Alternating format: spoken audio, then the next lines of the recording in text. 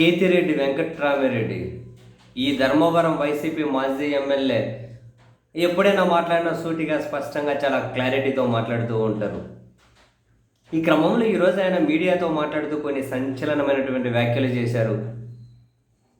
ఆంధ్రప్రదేశ్లో చంద్రబాబు నాయుడు గారి పరిపాలన అన్ని విధాలుగా విఫలమైందని, ఈ ప్రభుత్వంలో భాగస్వామిగా ఉన్న జనసేన దాని అధ్యక్షుడు ఉప ముఖ్యమంత్రి పరిపాలన నాకు చేత కాదు అని చెప్పి ఆయన బహిరంగంగానే చేతులెత్తేశారు అని, ఆయన పరిపాలనలో జీరో అని చెప్పి ఆయన కూడా అంగీకరించే పరిస్థితి వచ్చింది అని, అండ్ ఇప్పుడు ఆయన కేవలం చంద్రబాబు నాయుడు గారికి ఉపయోగపడే ఒక పనిముట్టు లాంటి వ్యక్తి మాత్రమే అని అతనిని అడ్డపెట్టుకొని చాలా కీలకమైన కామెంట్ చేశారు. ఆయనను అడ్డపెట్టుకొని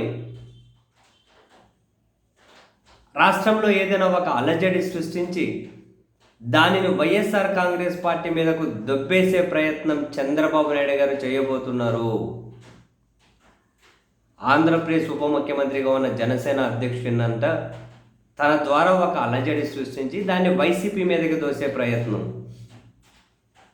మరి ఏ సమాచారంతో కేతిరెడ్డి గారు విమర్శ చేశారో తెలియదు, కానీ కాసింత లోతుల్లోకి వెళ్ళి ఆలోచించాల్సిందే.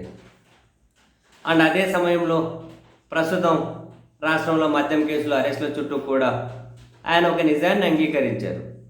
సిట్టు విచారణ చేస్తూ ఉన్నాడు. వాళ్ళు పదే పదే చెబుతున్నది డిస్టైరీల నుంచి లంచం తీసుకున్నారని చెబుతూ ఉన్నారు. కానీ మేము ఫస్ట్ నుంచి జనంలో ఒక విషయాన్ని మేము అధికారంలో ఉన్నప్పుడు కూడా తీసుకెళ్లడంలో విఫలమయ్యాం. అంగీకరిస్తున్నాం, మేము విఫలమయ్యాం. ఏంటది? మా హయాంలో ఒక్క డిస్టిలరీ కూడా అనుమతి ఇవ్వలేదు. మా హయాంలో ఒక్క బ్రాండ్ కూడా కొత్తగా తీసుకొని రాలేదు. అన్ని బ్రాండ్లు, అన్ని డిస్టిలరీలు చంద్రబాబు నాయుడు గారి ముఖ్యమంత్రిగా ఉన్నప్పుడే తీసుకొని వచ్చారు అన్న విషయాన్ని మేము జనాల్లోకి తీసుకెళ్లడంలో విఫలం చెందాం. ఇదైతే ముమ్మాటికే నిజం.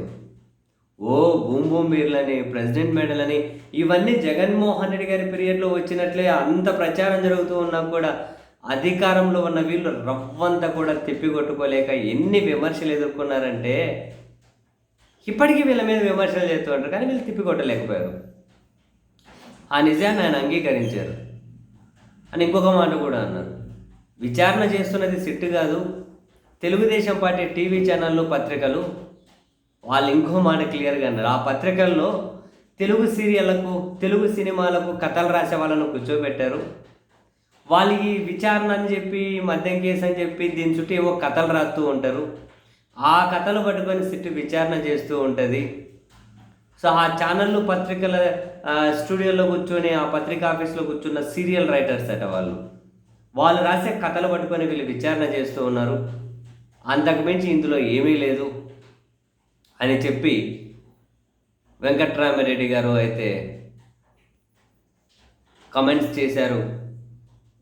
మరి ఆంధ్రప్రదేశ్ ఉప ముఖ్యమంత్రిని అడ్డు పెట్టుకొని ఏదైనా అలజడి సృష్టించి దాన్ని వైసీపీ మీదకు నెట్టివేసే ప్రయత్నం డబల్ ఇన్వర్టెడ్ కామర్స్లో చాలా కీలకం. ఈ విమర్శను అయితే హైలైట్ చేసి పెట్టుకోవాలి.